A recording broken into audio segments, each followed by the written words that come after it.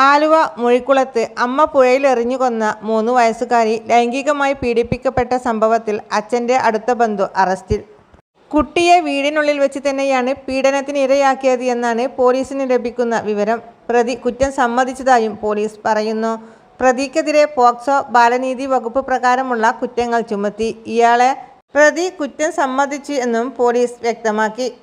പ്രതിക്കെതിരെ POCSO ബാലനീതി പ്രകാരമുള്ള കുറ്റങ്ങൾ ചുമത്തി. ഇയാളെ വൈകാതെ കോടതിയിൽ ഹാജരാക്കും. കൊല്ലപ്പെട്ട കുട്ടിയുടെ പോസ്റ്റ്മോർട്ടം റിപ്പോർട്ടിലാണ് പീഡന വിവരം വ്യക്തമായത്. തുടർന്നാണ് ചെങ്ങമനാട് പോലീസ് ഇന്നലെ വൈകിട്ട് പോലീസ് കേസ് രജിസ്റ്റർ ചെയ്തതും കേസ് അന്വേഷിക്കുന്ന പുത്തൻകുരിശ് പോലീസ് പിതാവിൻ്റെ ബന്ധുവിനെ അറസ്റ്റ് ചെയ്തതും.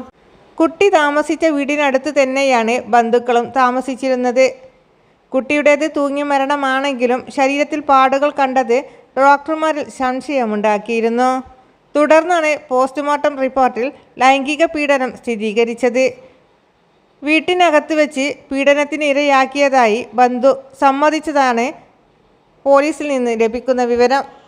കഴിഞ്ഞ തിങ്കളാഴ്ച വൈകിട്ടാണ് 3.5 വയസ്സുകാരിയെ അമ്മ പുഴയിലെറിഞ്ഞത്. കേസിൽ റിമാൻഡിലുള്ള കുട്ടിയുടെ അമ്മയായ കുറുമശ്ശേരി സ്വദേശിനിയെ കസ്റ്റഡിയിൽ വാങ്ങാൻ ചെമ്മനാട് പോലീസ് വ്യാഴാഴ്ച കോടതിയിൽ അപേക്ഷ സമർപ്പിക്കും. ആലുവ ഫസ്റ്റ് ക്ലാസ് മജിസ്ട്രേറ്റ് കോടതി റിമാൻഡ് ചെയ്തതിനെ തുടർന്ന് ഇവരെ കാക്കനാട് വനിതാ സബ് ജയിലിൽ പാർപ്പിച്ചിരിക്കുകയാണ്. അതേസമയം കുഞ്ഞിൻ്റെ മാതാവിന് മാനസിക പ്രയാസങ്ങളുണ്ടെന്നാണ് ഇവരുടെ കുടുംബം പറയുന്നത്. എന്നാൽ ഭർത്താവ് ഇത് നിഷേധിച്ചു. കുഞ്ഞിനെ കരുതിക്കൂട്ടി കൊലപ്പെടുത്തിയതാണെന്നാണ് പോലീസ് സംശയിക്കുന്നത്. കൊലയെക്കുറിച്ച് കുടുംബത്തിലെ മറ്റാർക്കെങ്കിലും അറിവുണ്ടായിരുന്നോ എന്നും പോലീസ് അന്വേഷിക്കും. ഭർത്തൃ വീട്ടുകാരെ വേദനിപ്പിക്കാനാണ് മകളെ കൊലപ്പെടുത്തിയത് എന്നാണ് മാതാവിൻ്റെ പ്രാഥമിക മൊഴി. ഭർത്താവുമായുള്ള അകൽച്ചയെ തുടർന്ന് മാതാവ് കുറുമശ്ശേരിയിലെ സ്വന്തം വീട്ടിലായിരുന്നു കഴിഞ്ഞിരുന്നത്. കഴിഞ്ഞ 19-ന് വൈകിട്ട് 3:30 കാലാഞ്ചേരിയിലെ അംഗൻവാടിയിൽ നിന്ന് കുഞ്ഞിനെ മാതാവ് കുറുമശ്ശേരിയിലെ വീട്ടിലേക്ക് കൂട്ടിക്കൊണ്ടു പോകുകയായിരുന്നു.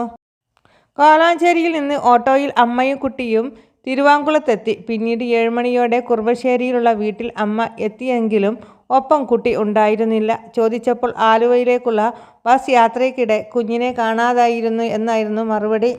പിന്നീടാണ് കുട്ടിയെ പുഴയിലെറിഞ്ഞതെന്ന് അവർ വെളിപ്പെടുത്തുന്നത്. എല്ലാവിധ വാർത്തകൾക്കും വിശേഷങ്ങൾക്കുമായി നമ്മുടെ ചാനൽ സബ്സ്ക്രൈബ് ചെയ്യാൻ മറക്കല്ലേ.